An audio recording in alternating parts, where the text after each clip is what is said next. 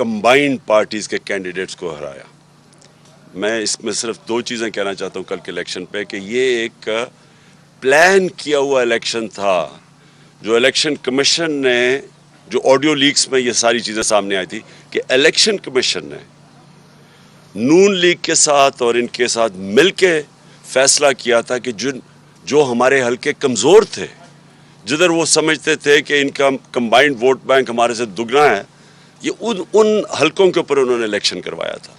तो ये चुने थे, हालांकि हमने तो सारों ने रिज़ाइन किया हुआ है, तो असूलन तो सबको सारे हल्कों में इलेक्शन होना चाहिए था, लेकिन उन्होंने प्लान करके उन हल्कों पे करवाया जिन पे ये समझते थे कि हम सबसे कमज़ोर हैं, और फिर इन्होंने मिल के इलेक्शन लड़ा।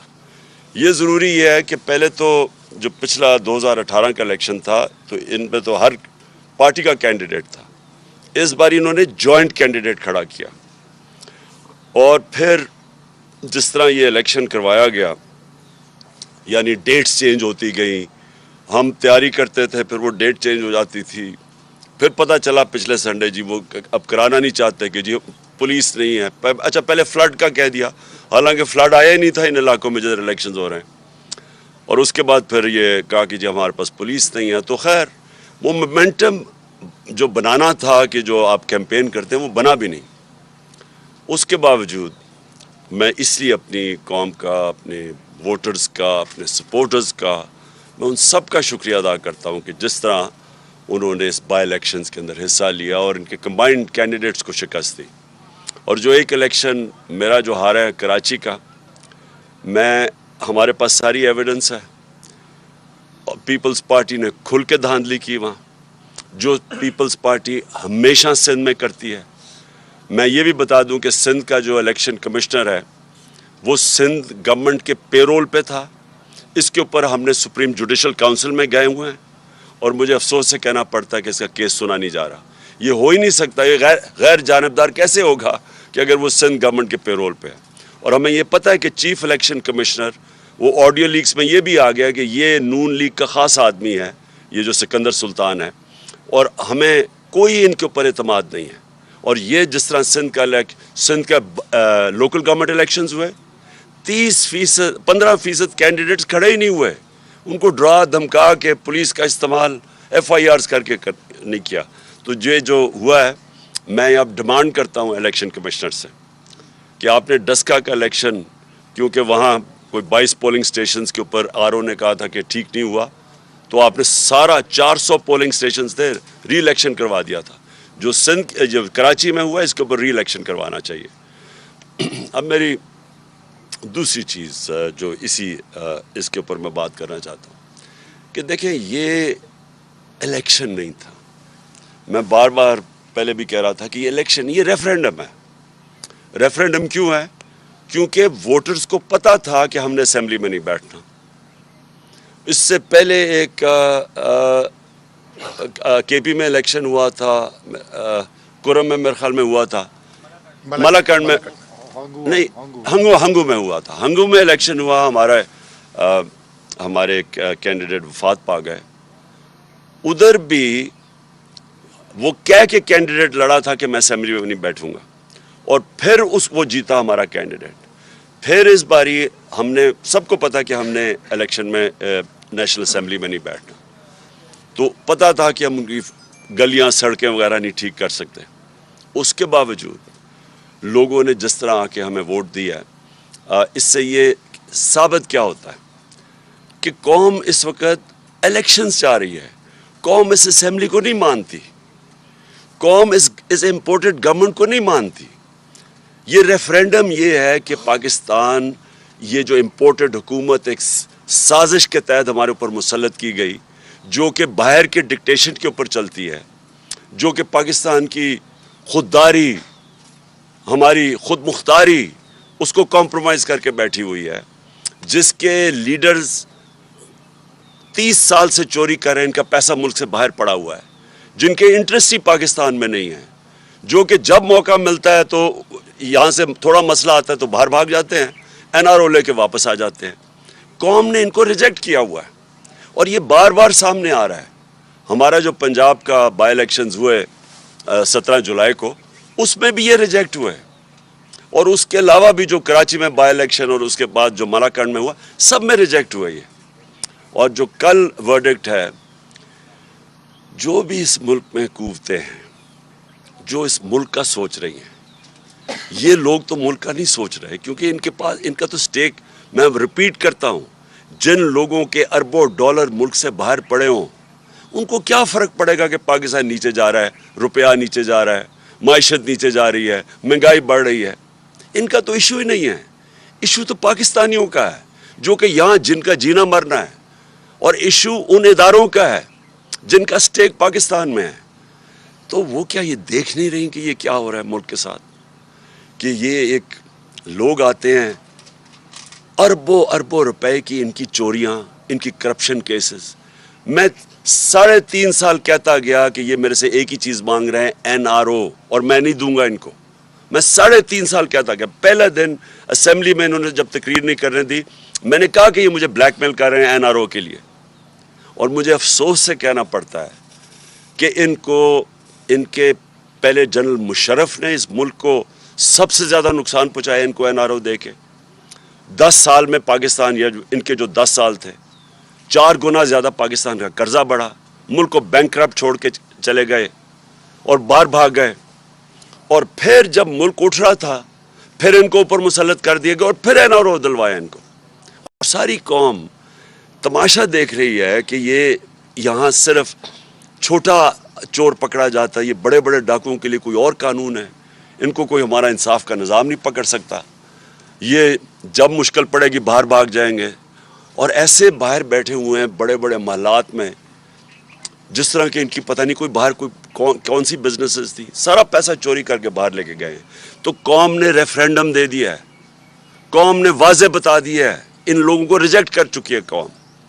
تو لہٰذا میں یہ آج سارے پاکستان کے اداروں کو کہنا چاہتا ہوں کہ جتنی دیر آپ ان کو بیٹھنے دیں گے، جتنی دیر یہ ہمارے اوپر مسلط رہیں گے، ہمارا ملک نیچے جا رہا ہے.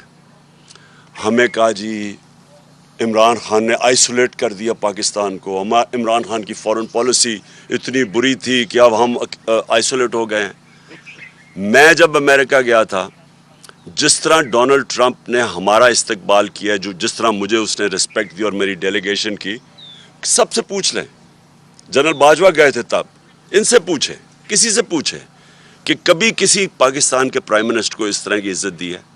اور جب ٹرمپ نے اس سے میرے جانے سے پہلے جب اس نے پاکستان کی تنقید کی کہ جی اس افغانستان میں ہمارا ڈبل رول تھا، میری ٹویٹ ابھی بھی پڑھ لیں کہ میں نے اس کو کیا جواب دیا. تو اس کو پتا تھا، یعنی اس کو سخت جواب بھی دیا.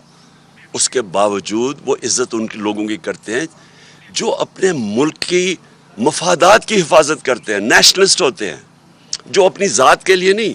یہ تو ان کو سب کو پتہ ہے کہ ان کے پیسے باہر چوری کے پڑے ہوئے ہیں، تو ان کی تو کوئی عزت ہی نہیں کرتا.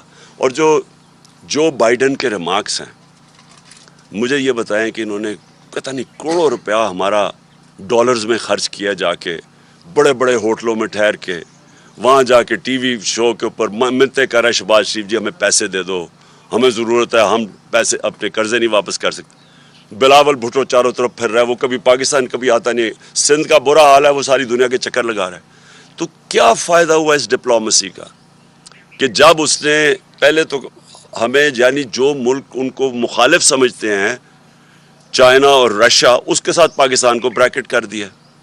کدھر گئی آپ کی ڈپلومیسی؟ اور پھر جو خطرناک بات اس نے کی ہے، اس نے یہ کہا کہ پاکستان دنیا کی خطرناک جگہ ہے، اور اس کے ساتھ نیوکلیر پروگرام کی بات کر دی.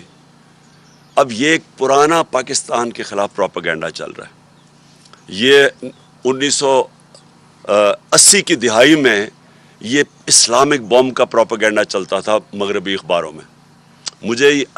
مجھے یاد ہے کہ یہ پوری ایک جو میں نے 5 مہینے پہلے کہا تھا کہ جب وہ ہمارے سے جو قیمت مانگیں گے ہمیں بیل آؤٹ کرنے کے لیے، وہ صرف ایک چیز رہ جائے گی پاکستان کے پاس کہ ہم ان کو وہ قیمت ادا کریں. اور وہ قیمت ادا کر دی. آج یوکرین کا حال دیکھ لیں. آج یوکرین کہہ رہے ہیں، یوکرین کے لوگ کہہ رہے ہیں کہ اگر ہمارا نیوکلیر پروگرام نہ لیتے تو آج ہمارے اوپر حملہ نہ ہوتا. تو یہ ہمارے نیشنل سیکیورٹی کا ایشو ہے. اور اسی لیے میں ابھی آؤں گا بعد میں کیوں مارچ کرنا چاہتا ہوں, میں کیوں اتنی دیر ڈیلے بھی کرتا گیا کہ شاید یہاں عقل آ جائے کسی کو کہ ان کے ہاتھوں اگر ملک رہا تو یہ ان کو کوئی فرق, پھر سے ان کو کوئی فرق نہیں پڑنے لگا. ان کے ایسٹس باہر پڑے ہوئے ہیں, ان کے سارا ٹبر باہر بیٹھے ہوئے ہیں. فرق اس قوم کو پڑے گا. لیکن اس سے پہلے میں ایک بات کرنا چاہتا ہوں. آج ہماری میٹنگ ہوئی, ہماری سینٹرل لیڈرشپ کی, جو سینئر لیڈرشپ ہے, اور ہم ساروں کو جو اعظم سواتی سے کیا گیا ہے, اس سے پہلے شہباز گل سے کیا گیا, اس کے اوپر میں نے شور, میرے اوپر خیر کنٹیمپٹ کیس بھی لگا, دہشت گردی کا کیس میرے اوپر ہو گیا. اور تب بھی میرا مسئلہ تو کسٹوڈیل ٹارچر کا تھا کہ ایک آدمی کو آپ کس قانون کے تحت آپ اس کو پکڑ کے, یا جو غلطی کی ہو, عدالت میں قانون بنے ہوئے ہیں, آپ جا کے ان کے اوپر ایکشن لیں. کس قانون کے تحت پکڑ کے اس کو مارا, ٹارچر کیا, ننگا کیا. وہ ایک اور جمیل فاروقی, وہ بھی وہ جرنلسٹ ہیں, وہ کہتے ہیں میرے سے یہ کیا گیا. عمران ریاض کو پکڑ کے ایک چھوٹے سے کمرے میں بند کر دیا گیا. تو لیکن جو اعظم سواتی سے کیا, میں آج اپنی قوم کے سامنے یہ چیز اس لیے رکھنا چاہتا ہوں کہ ایک پاکستانی ہوتے ہوئے, اب میں یہ نہیں کہہ رہا کہ میں کسی پارٹی کا ہیڈ ہوں, پاکستانی ہوتے ہوئے یہ مجھے اتنی شرم آئی ہے کہ ہم اپنے لوگوں کو اس طرح ٹریٹ کر سکتے ہیں, کہ ہم ان کو اس طرح ذلیل کر سکتے ہیں. یہ ذرا سنیں آپ, میں ساری جو اعظم سواتی سے کیا ہے. 3 بجے صبح اس کے گھر کے, اچھا ٹویٹ تھی اس کی, بھئی اگر اس کی ٹویٹ تھی اور اس نے جذبات میں آ کے کوئی بات کہہ دی ہے تو اس کے لیے قانون بنے ہوئے ہیں. یہ کیا لکھا ہوا ہے کہ یہ ہونا چاہیے تھا کہ 3 بجے اس کے گھر اس کے لوگ آئے, یہ ایف آئی اے کے, اس کے بچوں کے, اس کے پوتے اور پوتی کے سامنے, 4 سال کی اور 8 سال کی, ان کے سامنے اس کو مارنا شروع کیا. ایک 75 سال کے آدمی کو اس کو مارا, نوکروں کے سامنے, گھر میں چیزیں توڑی, اور اس کے بعد اس کو پولیس اسٹیشن لے کے گئے. پولیس اسٹیشن سے ایجنسیز کے ہاتھ میں پکڑا دیا. یہ کس قانون کے تحت پکڑا ہے؟ یہ کون سا پاکستان کا آئین اجازت دیتا ہے کہ آپ پکڑ کے ان کو, ایک آدمی کو ایجنسیز کے ہاتھ میں پکڑا دیں؟ اور ایجنسیز نے مزید اس کے اوپر تشدد کیا. ادھر جا کے انہوں نے اس کو ننگا کیا, ٹارچر کیا, سیکشلی ٹارچر کیا. اس نے عدالت میں آ کے بتایا کہ اسے کیا کیا. 75 سال کے آدمی سے, ملک کا سینیٹر, کتنا بڑا جرم تھا کہ جو اس سے یہ کیا گیا. ساری دنیا کے اندر یہ خبر گئی. یہ سارے باہر کے واشنگٹن پوسٹ جیسے بڑے بڑے اخباروں میں یہ خبر گئی. اور خبر کیا گئی کہ پاکستان کے سینیٹر کے اوپر تشدد کیا اور اس کو پکڑ کے جیل میں ڈالا. کیوں؟ کیونکہ اس نے آرمی چیف کی تنقید کر دی. آپ دنیا جمہوریت کے اندر یہ کوئی آرمی چیف کی تنقید کرنے پہ یہ ہوتا ہے؟ کیا یہ سزا ملتی ہے؟ سو دنیا کے اندر یہ شوق ہے, لوگ حیرت میں ہیں کہ یہ کیا ہوا ہے. سارے باہر کے اخباروں, میں نے پوری کٹنگ ہے جو باہر کے اخباروں کے اندر یہ چیزیں پبلش ہوئی ہیں, یہ ساری جگہ یہ خبر پبلش ہوئی ہے. اس سے سب سے بڑی بدنامی پاکستان اور اس کی جمہوریت کی, کہ کسی جمہوریت میں تصور نہیں کوئی کر سکتا. اس کے بعد پاکستانی فوج کی اور پاکستان کے آرمی چیف کی, یہ ان کی بدنامی ہوئی کہ یہ اس کا مطلب کہ فوج آؤٹ آف کنٹرول ہے, فوج آرمی چیف, یہ اس کا مطلب کہ کوئی قانون کے اوپر ہے, وہ کچھ بھی کر سکتے ہیں ملک میں. کیا پاکستان بنانا ریپبلک ہے؟ اور کیا ایک آئین ہمیں انسان کو ڈگنیٹی نہیں دیتا؟ کہ آئین ہماری عزت کو پروٹیکٹ نہیں کرتا کہ اس طرح انسان سے کیا جائے؟ اور ہم نے آج فیصلہ کیا کیا؟ ہم نے یہ فیصلہ کیا, سب سے پہلے تو میں سپریم کورٹ سے, جن کا کام ہے انسانوں کے فنڈامنٹل رائٹس کی حفاظت کرنا, میں ان سے کہتا ہوں کہ پہلے تو آپ کو جب وہ شہباز گل بتا رہا تھا اور پھر وہ جمیل فاروقی بتا رہا تھا کہ ان کو ننگا کیا گیا, ان کے اوپر آپ کو ایکشن نہیں لینا چاہیے تھا؟ اور آپ مجھے بتائیں کہ ملک کے سینٹ کو 75 سال نانا اور دادا اس سے یہ کیا گیا، کیا یہ سپریم کورٹ کی کوئی ذمہ داری نہیں ہے انسانوں کے فنڈامنٹل رائٹس کو پروٹیکٹ کرنا؟ ہم نے یہ اس کے علاوہ فیصلہ کیا، ہم پنجاب اور پختونخوا کی اسمبلی کے اسپیشل سیشن کال کریں گے اس ایشو کے اوپر۔ دوسرا، ہمارے سینیٹرز سپریم کورٹ میں پٹیشن فائل کریں گے۔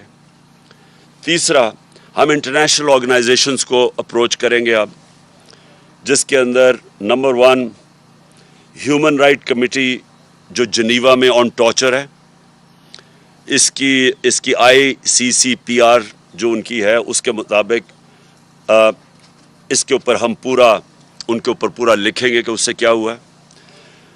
یونائٹڈ نیشنز کا جو اسپیشل ریپورٹر ہے ٹارچر کے اوپر، اس کے پاس ہم بھیج رہے ہیں یہ۔ یورپین یونین کے ہیومن رائٹس کا جو اسپیشل ریپرزینٹیٹیو ہے ان کے پاس ہم یہ بھیج رہے ہیں ساری ڈیٹیلز۔ اور انٹرنیشنل پارلیمنٹری یونین بھی ہے پارلیمنٹیرینز کی، ان کے پاس بھی ہم یہ سارا بھیج رہے ہیں۔ اور مجھے بڑے افسوس سے کہنا پڑتا ہے کہ جو سینٹ کا چیئرمین ہے،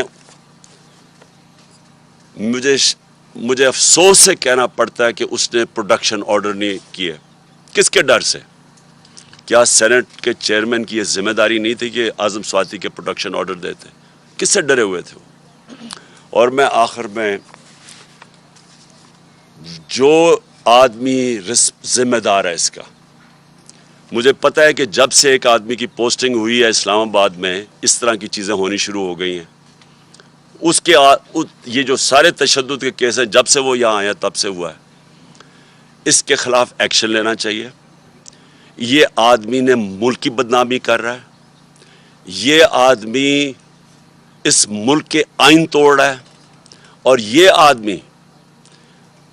آدمی اداروں کو بدنام کر رہا ہے، یہ آدمی اداروں کے خلاف نفرتیں پیدا کر رہا ہے۔ اور اس نے اگر آرمی چیف کو خوش کرنے کی کوشش کی ہے، اور مجھے پورا یقین ہے یہ آرمی چیف کو نہیں پتا ہوگا کہ یہ جو ہوا ہے، اس نے نقصان پہنچایا ہے۔ اور میں آج ڈیمانڈ کرتا ہوں کہ اس کے اوپر ایکشن لیا جائے، کیونکہ جب سے یہ آیا ہے، کبھی کسی کو سوشل میڈیا کے لوگوں کو پکڑ کے دھمکیاں دے کو اٹھا کے لے جاتے ہیں، جو عمران ریاض سے ہوا، جو یہ ارشد شریف سے ہوا، جرنلسٹ کے پیچھے پڑے ہوئے ہیں۔ اور ہمارے یہ جو 2 کیسز ہوئے ہیں، ایک پروفیسر تھا جو شہباز گل، وہ کوئی دہشت گرد نہیں تھا، کوئی کرمنل نہیں تھا، وہ ایک پروفیسر تھا، اس سے یہ کیا، اس سے پکڑ کے جو اس کے حالات جو دیکھے، اور اب ایک سینیٹر سے یہ کیا ہے۔ اس کے اوپر فوری طور پہ میں ڈیمانڈ کرتا ہوں ایکشن لیں، کیونکہ یہ بدنام کر رہا ہے، یہ ملک کو نقصان پہنچا رہا ہے یہ انسان، اور اس سے فائدہ کچھ نہیں ہو رہا۔ یہ نہ سمجھے کہ اس سے کوئی اداروں کی عزت کرے گا، اس سے اداروں کے خلاف نفرت بڑھ رہی ہے۔ اب آخر میں لانگ مارچ کے اوپر آتا ہوں۔ دیکھیں، میں نے پوری انتظار، یعنی 25 مئی کے بعد، 25 مئی میں ہم نے کوشش کی کہ پرامن ایک پریشر ڈالے جائیں، جو کہ گورنمنٹ کا، جو اپوزیشن پولیٹیکل پارٹیز کا کام ہے، کہ ہم آئین کے اندر رہتے ہوئے ایک پریشر ڈالیں کہ ایک ایسا سیٹ اپ لے آئے ہیں جو کہ ساری نظر آ رہا تھا کہ پبلک اس کو ایکسیپٹ ہی نہیں کر رہی۔ کبھی پاکستان میں خود اس طرح پبلک نکلی نہیں، کبھی ایسے نہیں ہوا۔ تو جب پبلک نہیں ایکسیپٹ کر رہی، اور انہوں نے وہاں سندھ ہاؤس میں منڈی لگی ہوئی ہے کہ آپ نے قیمتیں لگا کے لوگوں کے ضمیر خرید کے لوٹے بنا کے تو آپ نے اسمبلی کرائی ہے، اور پھر واضح اب تو سب کو پتہ چل گیا نا سائفر کا، کیونکہ میں ان کا شکریہ ادا کرنا چاہتا ہوں ان کا یہ جو آڈیو لیکس میں، کہ اب ساروں کو پتہ چل گیا، پہلے تو کہتے تھے سائفر ہے ہی نہیں، اب سب کو پتہ چل گیا کہ سائفر ہے۔ تو یہ بیرونی پریشر، انہوں نے دھمکی ملی تھی کہ جناب عمران خان کو ہٹاؤ اور شہباز شریف کو لے آؤ، کیونکہ عمران خان کو ہٹانے میں تو شہباز شریف نہیں آنا تھا۔ تو یہ تو سارا واضح ہو گیا کہ پبلک نے یہ نہیں ایکسیپٹ کیا، اور پبلک کو خاص پھر اوپر سے معیشت نیچے لے گئے، مہنگائی اسپانوں پہ چلی گئی۔ مہنگائی کم کرنے آئے تھے، 50 سال میں سب سے زیادہ مہنگائی ہے آج پاکستان میں۔ تو انڈسٹری بند ہو رہی ہے، ایکسپورٹس نیچے جا رہی ہیں, ریمیٹنسز نیچے جا رہی ہیں, اور صرف ایک ہی اب سلوشن ہے کہ اس طرح ان کو کوئی قرضے دے دے یا قرضے معاف کروا دے. دیکھیں, اس ملک کی ضرورت صرف ایک اس وقت ہے, صاف اور شفاف الیکشن. یہ ملک جس طرف یہ لے کے جا رہے ہیں تیزی سے نیچے, یہ صرف اب ایک طرح ہی نکل سکتا ہے, صاف اور شفاف الیکشن جو پولیٹیکل سٹیبلٹی لے کے آئے. جب تک سیاسی استحکامات نہیں ہوگی, استحکام نہیں آئے گا سیاسی طور پہ, معیشت نہیں ٹھیک ہونے لگی, کیونکہ معیشت تو نیچے جا رہی ہے. وہ دار کو لے کے آئے ہیں جو کہ خود ایک بہت بڑا مجرم ہے, جس نے سٹیٹمنٹ دی ہوئی ہے منی لانڈرنگ کی, کہ میں جو 2000 کے اندر اس نے میجسٹریٹ کے سامنے سٹیٹمنٹ دیا, وہ جو حدیبہ پیپر مل کا کیس تھا, کہ میں شریف خاندان کے لیے منی لانڈرنگ کرتا تھا. فلم بنی ہوئی ہے اس کے اوپر بی بی سی کی, کہ کیسے وہ قاضی فیملی لنڈن میں بیٹھی تھی, یہاں سے پیسے بھجواتا تھا, پھر ان کو لانڈر کر کے پاکستان لے کے آتا تھا. یہ ملک کو نہیں سنبھال سکتا ہے, ان کے پاس اب کوئی راستہ نہیں ہے. صرف مسئلہ اب یہ ہے کہ ڈرے ہوئے ہیں الیکشن سے اپنے, کیونکہ الیکشن سے ڈرے ہوئے ہیں. رزلٹ آپ کے سامنے ہے, ساروں نے مل کے بھی الیکشن لڑ گیا, اس کے باوجود یہ نہیں جیت سکتے. تو کیونکہ الیکشن سے ڈرے ہوئے ہیں, یہ ملک کو تباہی کی طرف دھکیلتے جائیں گے, الیکشن نہیں کروائیں گے. اس لیے اس وقت میں ان کو آج پھر وقت دے رہا ہوں. یہ میری مارچ اکتوبر سے آگے نہیں جانے لگی, یہ اب سے لے کے اکتوبر میں کسی ٹائم اناؤنس کروں گا. میں ان کو ٹائم دے رہا ہوں کہ ابھی بھی آپ کے پاس وقت ہے, ملک کی خاطر اپنے آپ کو بچاتے بچاتے ملک کو تباہ نہ کریں. اور میں ابھی بھی کہتا ہوں کہ یہ ہے ٹائم آپ کے لیے الیکشن اناؤنس کرنے کا. اگر آپ نہیں کریں گے, یہ میں مارچ کروں گا, مارچ کی میری تقریباً تیاری مکمل ہے. اور میں آج اپنی قوم کے سامنے انشاءاللہ ایمان تو اللہ پہ ہے میرا, کامیابی تو وہ دیتا ہے, پاکستان کی تاریخ میں اس طرح پبلک نہیں نکلے گی جو اس مارچ پہ نکلے گی. میں ٹائم دے رہا ہوں, آپ کے پاس ہے, چند دن ہیں, اور اس کے بعد میں یہ اناؤنس کر دوں گا. ایک دفعہ مارچ ہو گئی اور ایک دفعہ پبلک جب سڑکوں پہ نکلاتی ہے, یہ یاد رکھیں کہ اب تک ہماری ساری 6 مہینے کی سٹرگل آپ دیکھ لیں, آئین کے بیچ میں رہ کے کیے. ہم نے جلسے کیے ہیں, پبلک دکھا دیا کہ پبلک کدھر کھڑی ہے. جلسوں میں کبھی اتنے بڑے جلسے نہیں ہوئے. ہم نے یہ بھی دکھا دیا کہ جب الیکشن آیا 17 جولائی کا, تب بھی کہ پبلک کدھر کھڑی ہے. اب پھر الیکشن میں, بائی الیکشن جو بھی بیچ میں, سب کو پتہ پبلک کدھر کھڑی ہے. اور یہ مارچ میں پتہ چل جائے گا کہ پبلک کدھر کھڑی ہے. ایک چیز آخری میں میری بات, کہ دیکھیں سری لنکا میں کیا ہوا. سری لنکا میں پبلک جب خود آ جاتی ہے سڑکوں کے اوپر, اور وہ صرف 2.5 کروڑ لوگوں کا ملک ہے, یہاں ہے 22 کروڑ لوگوں کا ملک, اور یہاں ایک دفعہ پبلک سڑکوں پہ آ گئی, یہاں کوئی کسی کے پاس طریقہ نہیں ہے کہ اس کے بعد کیوس کو کون روکے گا. اور ابھی تک سڑکوں پہ کیوں نہیں آئی؟ جو انہوں نے خاص طور پہ یہ جو 5 مہینے میں انہوں نے جو مہنگائی کی ہے 50 سال میں سب سے زیادہ, جو بجلی کے بل, ساری چیزیں جو مہنگی ہوئی ہیں اور انڈسٹری بند ہو رہی, اس لیے سڑکوں پہ نہیں آئی, کیونکہ ایک پولیٹیکل پارٹی ان کو منظم طریقے سے احتجاج میں لے کے جاتی ہے اور واپس لے آتی ہے. لیکن ایک دفعہ جب ہم مارچ اناؤنس کر دیں گے اور اس وقت پبلک سڑکوں پہ اوپر آ جائے گی, تو یہ پھر یہ یاد رکھنا کہ وہ اور جس طرح کی پبلک نکلے گی, وہ پھر اس کا کوئی گارنٹی نہیں کر سکتا کہ جب اتنی پبلک اور جتنی تعداد میں انشاءاللہ پبلک نکلے گی تو اس کا پھر کیا نتیجہ آئے گا. تو میں اس لیے آخر میں جو ہر کوئی جو پاکستان میں اس کے اوپر کچھ کر سکتا ہے, میں ان ساروں کو اور ان پولیٹیکل پارٹیز کو بھی کہنا چاہتا ہوں کہ دیکھیں آپ کے پاس ٹائم اب زیادہ نہیں ہے. ہم یہ اکتوبر کے آگے نہیں جانے لگے, ہم نے فیصلہ کر چکے ہیں. ہماری تیاری جس طرح میں نے کہا تقریباً مکمل ہے, اور میں یہ کسی وقت بھی چند دنوں کے بعد میں یہ اناؤنس کر دوں گا.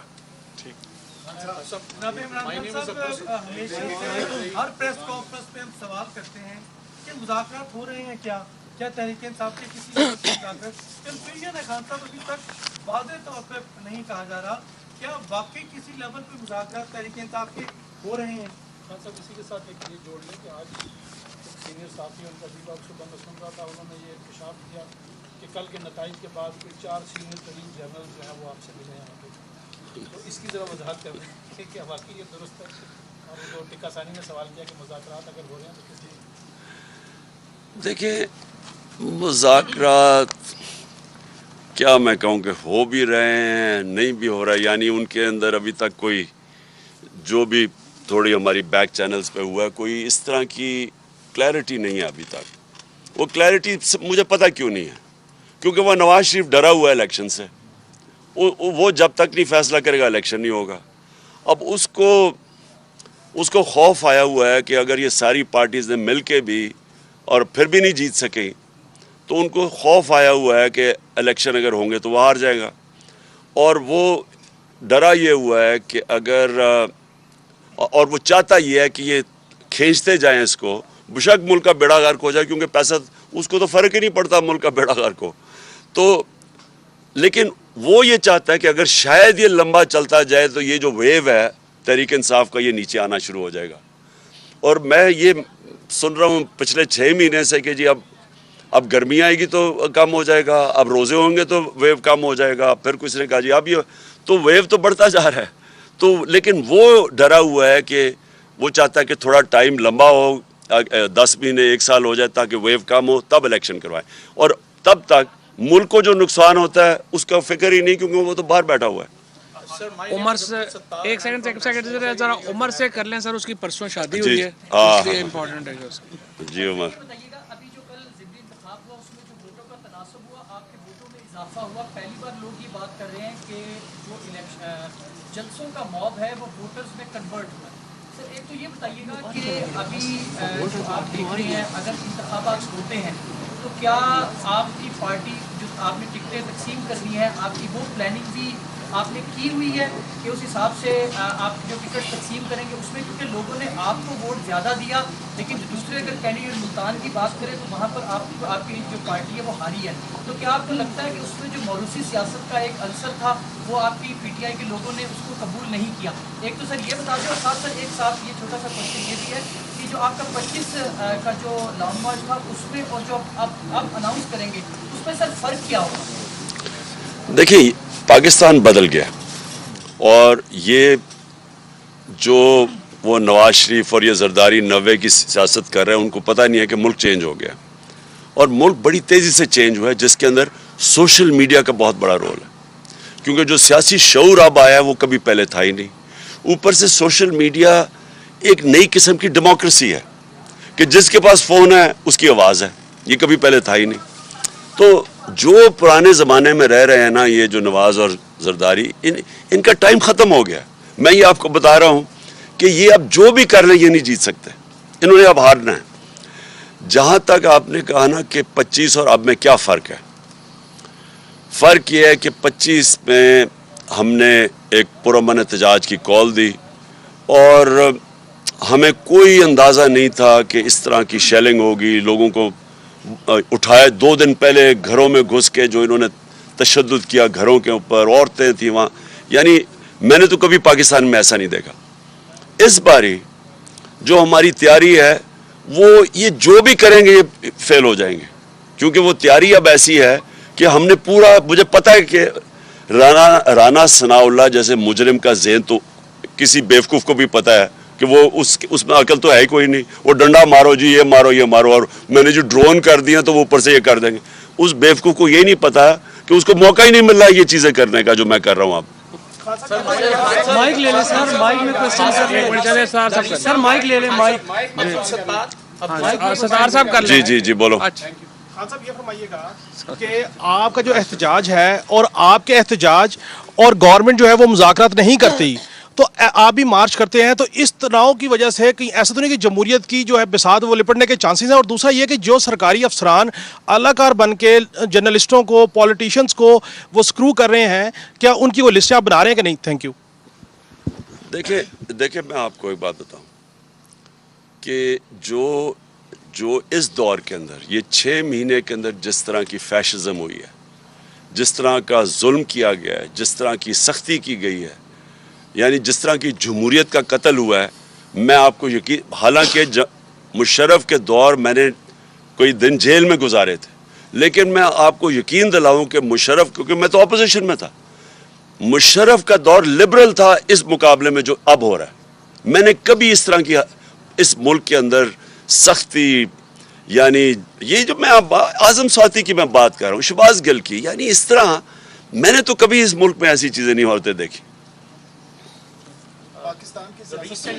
The recent victory of PTI has prompted many analysts that it might win, two-third majority in the upcoming elections if they are held. But your political opponents have created an impression, especially in smaller provinces, that if Imran Khan is voted into power again, he might scrap 18 amendment and might introduce presidential system. So there are many nationalists, especially in Balochistan and Sindh, the province from where I belong to, who are very apprehensive about this. And then PTI recently made it very clear that it wants all the institution to be in their constitutional domains. This is what PPP used to claim in the past, Noon League used to claim in the past. Don't you think that this could be a starting point of dialogues between PTI and the government, that at least they should agree that this is something that should be done? देखिए, मैं आपको बताऊं हमारा problem क्या है opposition के साथ। जो ऑपोजिशन है ना, ये डेमोक्रेट्स नहीं है, ये क्रिमिनल्स हैं, ये मुजरिम हैं। कौन है जो कि एनआरओ लेता है? मुझे बताएं, आज तक किसी डेमोक्रेट को तसव्वुर कर सकता है कि मैं असेंबली में जाऊं, मेरे पर अरबों रुपए के करप्शन के केस हैं, मैं कानून पास के अपने सारे केस माफ़ करवा लूं? ये कभी किसी दुनिया की डेमोक्रेसी में कोई तसव्वुर भी नहीं कर सकता, क्योंकि आप पब्लिक रिप्रेजेंटेटिव होते हैं। पब्लिक रिप्रेजेंटेटिव का मतलब कि आप पब्लिक के मफादात की हिफाजत करने आते हैं। आप पब्लिक का पैसा चोरी करके कानून पास करके माफ़ नहीं करवा सकते किसी जमहूरियत में। तो मैं पहले दिन से, ये गवाह हैं मेरे कॉलीग्स, मैं इनको कहता रहा कि इनको डेमोक्रेट ना समझो, ये मुजरिम हैं। ये मैं 30 साल से इनको जानता हूँ कि इन्होंने किस तरह दोनों हाथों से मुल्क को लूटा है। और इनसे डायलॉग आप जितना भी करेंगे वो आके फंस जाएगा कि जी हमें एनआरओ दे दो। और मैं जब कहता था, ये सारे कहते थे जी कौन मांग रहा है एनआरओ। अब आते साथ ही पहला ही काम किया कि अपने आप को एनआरओ दे दिए। तो इनसे डायलॉग करना बड़ा मुश्किल है। डायलॉग आप उनसे करते हैं, मसलन बलोच नेशनलिस्ट हैं, सिंधी नेशनलिस्ट हैं, आप इन सब से डायलॉग करते हैं, क्योंकि पॉलिटिक्स के अंदर डायलॉग करके आप कंसेंसस डेवलप करते हैं। लेकिन जो चोर है उनसे आप कैसे डायलॉग करेंगे? वो कहेगा मेरी चोरी माफ़ कर दो। आप उसकी चोरी माफ़ करते हैं, आप मुल्क को तबाह कर देते हैं। मुल्क के अंदर मैं अपने नबी सल्लल्लाहु अलैहि वसल्लम की इसलिए मिसाल देता हूँ कि वो सबसे अजीम लीडर थे। उन्होंने फतह मक्का के बाद सबको माफ़ कर दिया, यानी जिन्होंने जुल्म किया, तशद्दुद किया, सब कुछ किया, उनको माफ़ कर दिया। लेकिन जब उन्होंने कहा एक कुरैश की लड़की ने चोरी किया, माफ़ कर दो, उन्होंने कहा मेरी बेटी भी चोरी करेगा तो मैं नहीं माफ़ करूँगा। चोरी को जब आप माफ़ करते हैं, मास्टर तबाह कर देते हैं। आपको चोरी, इसका मतलब कि चोरी बुरी चीज़ ही नहीं है। तो चोरी बुरी चीज़ नहीं है तो आप तीसरी दुनिया बन जाते हैं। सारी डेवलपिंग वर्ल्ड के अंदर इसी तरह के लोग बैठे हुए मुल्क को चोरी करके पैसा बाहर लेके जा रहे हैं, इसलिए वो मुल्क गरीब है। जी, एक मिनट, वो शिराज अहमद शिराजी, न्यू टीवी से सवाल है मेरा। Sir, Siraj Ahmad Shirazi, new TV से सवाल मेरा ये कि कल के ज़िमनी इंतखाबात में पीटीआई की जीत इदारों के किरदार को कहा देखते हैं खान साहब, क्या बकौल आपके न्यूट्रल्स कर वाकई न्यूट्रल्स रहे? और क्या ये तासुर तो नहीं दिया जा रहा कि न्यूट्रल्स कल या ज़िमनी इंतखाबात में न्यूट्रल्स रहकर जो जनरल इंतखाबात थे उसमें जिस तरह आप उन पर इल्ज़ामात लगाते हैं कि वो प्री प्लान धांधली करते हैं, तो उसमें वो प्री प्लान धांधली करें? देखिए, कई दफ़ा गेम उधर चली जाती है कि धांधली के बावजूद भी आप नहीं जीत सकते। अब मैं जब हिंदुस्तान और पाकिस्तानी क्रिकेट मैचेस होते थे तो वो पाकिस्तान, हमारे अपने अंपायर इधर होते थे, उनके अंपायर उधर होते थे। वो हम उधर नहीं जीत सकते थे, वो इधर नहीं जीत सकते थे, क्योंकि टीम मुश्किल में पड़ती थी, अंपायर मदद करने आ जाते थे। मैं वाहिद कैप्टन हूँ जो हिंदुस्तान के अंपायरों के बावजूद जीत के आया था। ये हम अंपायरों के बावजूद जीत रहे हैं, लेकिन ये हम अंपायरों के बावजूद, क्योंकि ये जो है ना, ये सिकंदर सुल्तान से बददियानतदार इलेक्शन कमिश्नर मैंने पाकिस्तान की तारीख में नहीं देखा। और वो आ ही गया, ऑडियो लीक्स में वो आ ही गया है कि वो इंस्ट्रक्शंस ले रहा है कि अच्छा चुन के ये 8 हल्के रखो ताकि किसी तरह आप दोनों मिलके तो इलेक्शन कमीशन मिलके हरा रही। इसने हमें इतना नुकसान पहुंचाया। ये इस तरह होता है कि ये नून लीग का एक हिस्सा है, उनके साथ बैठ के इसने, जो पंजाब के भी ज़िमनी इलेक्शन थे जो 20 हुए थे बाई इलेक्शंस, उधर भी जाके सारा वक्त वो मरियम और उसके साथ बैठा होता था, हमजा के साथ, ये सारा वक्त प्लान हल्के बनाने के अंदर ये सारा इसने उनके साथ मिलकर काम किया है। और इसके बावजूद हम जीतते हैं। لیکن الیکشن کمیشن دیکھیں اس نے سب سے بڑا ظلم کیا کہ اس نے ای وی ایم مشینز نہیں آنے دی. اگر ای وی ایم مشین ہوتا یہ کراچی کا الیکشن کے اندر مسئلے نہ آتے. وہ اب گھسے ہوئے ہیں پولیس والے اندر اور وہ سٹیمپس لگا رہے ہیں. ای وی ایم مشین ہوتا تو آپ کر ہی نہیں سکتے دھاندلی. اور ہم کہتے رہے گورنمنٹ میں بیٹھے کہ ای وی ایم مشینز لے کے آؤ. یہ الیکشن کمیشنر ملا ہوا تھا نون لیگ اور ان کے ساتھ اور ہینڈلرز کے ساتھ, اور یہ آنے نہیں دے رہے تھے مشین, کیونکہ یہ دھاندلی کرنا چاہتے ہیں. صدیق جان اس وقت جو ہم چیزیں دیکھتے ہیں کہ نیب ختم ہو گیا, مریم نواز بری ہو گئی, شباز شریف بری ہو گئے, حمزہ بری ہو گئے, ای وی ایم ختم ہو گیا, اوورسیز پاکستانیوں کے ووٹ ختم ہو گئے, یعنی جتنی چیزیں اس حکومت نے آ کے کرنی تھیں وہ ساری چیزیں ختم ہو گئی ہیں سوائے ایک چیز کے, وہ ہے میاں نواز شریف واپسی. اس وقت جو نظر آتا ہے وہ یہ آتا ہے کہ دو وجوہات سے الیکشن نون لیگ نہیں جانا چاہتی. ایک نون لیگ اس لیے نہیں جانا چاہتی کہ وہ کہتے ہیں لیول پلینگ فیلڈ, اور اس کا مطلب ہے نواز شریف واپسی. اس پہ آپ کیا کہتے ہیں؟ اور ساتھ ہی جو ایک یہ بہت خطرناک ایک تاثر بن گیا ہے کہ عمران خان کی کامیابی فوج کی بطور ادارہ شکست تصور ہوگی. تو اس تاثر کو آپ کیسے زائل کریں گے جس وجہ سے شاید ادارے بھی الیکشن کو ڈیلے کر رہے ہیں اور الیکشن کی طرف وہ نہیں جانا چاہتے؟ دیکھیں پہلے تو اب میں یہاں ذرا دو ذہن میں ہوں. نواز شریف کو الیکشن صرف تب لڑ سکتا ہے کہ اس کی چوری معاف کر دی جائے. اب جب آپ نے اس کی چوری معاف کر دی, کیونکہ چوری تو سامنے ہے, 4 بڑے بڑے لندن کے فلیٹ ہیں اس کے اربوں روپے کے, بتا نہیں سکتا پیسہ کدھر سے ہے, بیٹی کے نام پہ فلیٹ لیے ہوئے ہیں. اس سے بڑا کیا, یعنی ثبوت کیا چاہیے آپ کو؟ وہ تسلیم کر رہا ہے کہ ہاں یہ ہمارے فلیٹ ہیں, اور وہ تسلیم بھی تب کیا جب پینما کے اندر انکشاف ہوا. اس سے پہلے نہیں مانتے تھے, اس سے پہلے تو کہتے تھے لندن تو چھوڑو, پاکستان میں بھی کوئی پراپرٹی نہیں ہے. تو جب پکڑے گئے اس کے بعد انہوں نے تسلیم کیا. ابھی تک نہیں بتا سکے کہ وہ پیسہ کدھر سے آیا. اب آپ اس آدمی کو چلیں, ایک مجرم کو آپ کہتے ہیں کہ الیکشن لڑنے دو. میرا تو پورا دل ہے, کیوں دیکھیں میں تو ایک سپورٹس مین رہ چکا ہوں, میں تو کمزور ٹیموں سے کھیلتا ہی میرا دل ہی نہیں کرتا تھا. میں شاید واحد کیپٹن تھا جب کمزور ٹیم آتی میں کسی اور کو کھلاؤ. تو میں تو چاہتا ہوں کہ وہ آئے اور اس کے ساتھ میرا مقابلہ ہو, لیکن ساتھ ساتھ یہ سوچ لیں کہ پھر ہم نے مجرموں کو, یعنی جرم میں کوئی بری چیز ہی نہیں ہے, کوئی بھی آ کے الیکشن لڑ لے. ویسے جو این آر او مل گیا, اب مجھے لگتا ہے وہ ویسے بری ہو جائے گا, تو چلو اچھا آئے مقابلہ کرے. لیکن وہ اتنا ڈرپوک آدمی ہے, وہ تب تک نہیں میچ کھیلتا تھا جب تک اس کا اپنا امپائر کھڑا نہ ہو. جمخانہ کلب کے اندر آج بھی کسی سے پوچھ لیں, بڑے لوگ ہیں یا ابھی جو کھیلتے تھے ہمارے ساتھ, یہ سلمان لوگی سے پوچھ لیں, جو وہ پہلے اپنا امپائر لے کے آتا تھا دونوں طرف, پھر کھڑا ہو کے بیٹنگ کرتا تھا. بلکہ وہ 1-2 صحافیوں نے بھی یہ اس کے اوپر لکھا ہوا ہے. تو وہ کبھی کھیل ہی نہیں سکتا میچ صحیح طرح نیوٹرل امپائر سے. اداروں کی شکست, دیکھیں اداروں کی آپ نے دیکھیں, کون چاہتا ہے کہ اپنے ملک کے اداروں کے ساتھ آپ کا مقابلہ ہو؟ یعنی وہ تو اپنا ہی نقصان کرنا ہے نا, ملک کا نقصان ہے. ملک کی سب سے بڑی پارٹی کا کسی بھی ادارے کے ساتھ اگر کلیش ہوتا ہے, عدلیہ ہو, فوج ہو, نقصان تو ملک کا ہے. اور ہم نے پوری کوشش کی ہے, حالانکہ کئی جگہ ہمیں کارنر بھی کیا گیا ہے, میں یہ کہوں گا کہ ہمیں دیوار کے ساتھ بھی لگایا گیا ہے, لیکن اس کے باوجود میں نے پوری کوشش کی ہے کہ ہم کوئی ایسی چیز نہ کریں کہ ہمارے اداروں کو نقصان پہنچے. رانا ثناء اللہ صاحب روز کہتے ہیں جی کہ فورس کا یوز کریں گے اگر آپ اسلام آباد آئے, اور آپ کہہ رہے ہیں کہ جی میں اسلام آباد آؤں گا. تو اگر لا اینڈ آرڈر کی سچویشن پیدا ہوئی اور یہاں پہ چیزیں پوائنٹ آف نو ریٹرن پہ گئیں اور کسی تھرڈ فورس کو انٹروین کرنا پڑا, تو اس کا ذمہ دار کون ہوگا؟ اس کا ذمہ دار یہ ہوں گے, یہ اگر پہلے تو جو بھی ہوگا ذمہ دار تو یہ ہوں گے چور, جو صرف آئے ہیں اپنی چوری, اپنی این آر او لینے کے لیے. ان کا تو اور کوئی مقصد اگر ہے تو مجھے بتا دیں. اور دوسری چیز دیکھیں, وہ ٹائم ہمارا کب ہم نے کوئی, مجھے بتائے نا, میں 26 سال سے پالیٹکس کر رہا ہوں, کب ہم نے کوئی چیز آئین کے باہر کی ہے؟ میں اب سارے لوگوں سے حلف لیتا ہوں ہر جگہ کہ انہوں نے پوری طرح ہمارے ساتھ کھڑے ہونا ہے آزادی, حقیقی آزادی کے لیے, لیکن ساتھ کہتا ہوں کہ آئین کے دائرے کے اندر رہیں گے, آئین کی پاسداری کریں گے, کیونکہ میں ڈیموکریٹ ہوں.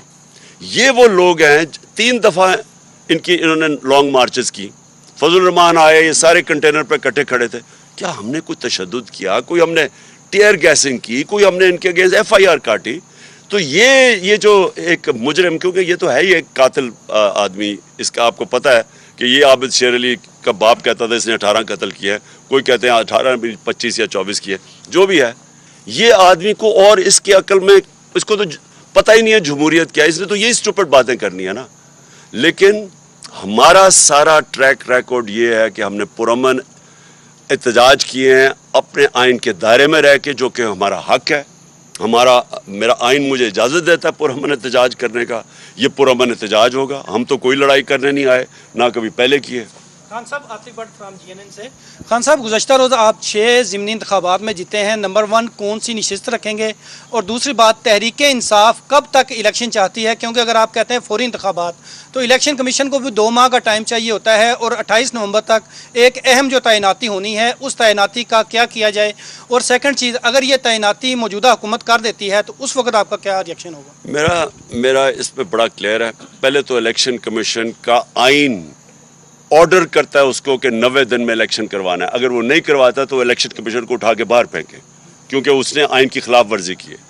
जहाँ तक आर्मी चीफ की अपॉइंटमेंट है, किसी सूरत नवाज शरीफ जैसे मुजरिम जिसका स्टेट पाकिस्तान में नहीं है, जो मुल्क से बाहर सारे उसके एसेट्स हैं पड़े हुए हैं, जो यहाँ से मनी लॉन्ड्रिंग करके पैसे बाहर लेके गया है, जो जब बाहर बैठा होता है तो सारा जिसने पाकिस्तानी फ़ौज के ख़िलाफ़ जिस तरह की उसने स्टेटमेंट्स दी हुई हैं, जो उसका सारा, तो उस तरह के आदमी को आर्मी चीफ जैसी इतनी अहम अपॉइंटमेंट है पाकिस्तान की नेशनल सिक्योरिटी के हिसाब से, ना उसको अपॉइंट करना चाहिए।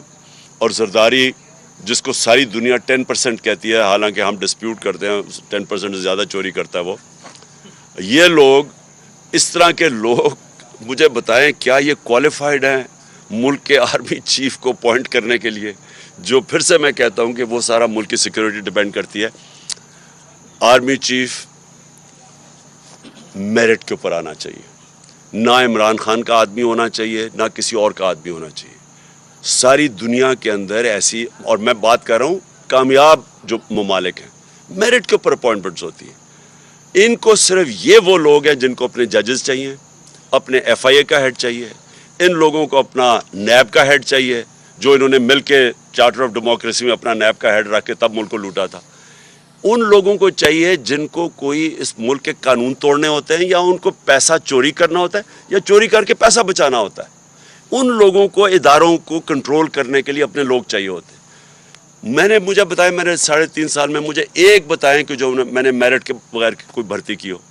मुझे क्या फ़र्क पड़ता है कौन आर्मी चीफ है जब तक वो मेरिट में है? मुझे क्या फ़र्क पड़ता है? हम चाहते हैं पाकिस्तान की बेस्ट जुडिशरी और क्वालिटी के हमारे जजेस हो, क्योंकि पाकिस्तान की गवर्नेंस ऊपर जाएगी। हम FIA के, मैंने पूरी कोशिश की, दयानतदार आदमी FIA का हेड बनाया, नैब हमारे हाथ में ही नहीं थी। आप IGs देख लें, ये शहबाज शरीफ IG लेके आए जिसको सेफ सिटी प्रोजेक्ट लाहौर के अंदर करप्शन में इसके ऊपर आया हुआ है, उसको बना दिया इसने इस्लामाबाद का IG, क्योंकि करप्ट लोग कंट्रोल हो सकते हैं। मैंने किसी को नहीं मैं जानता था, तफ्तीश करते थे कि जो सबसे मेरिट के ऊपर था तो उनको हम बनाते थे। Okay ji, thank you. वो अभी बाद में देखेंगे, इतनी जल्दी है।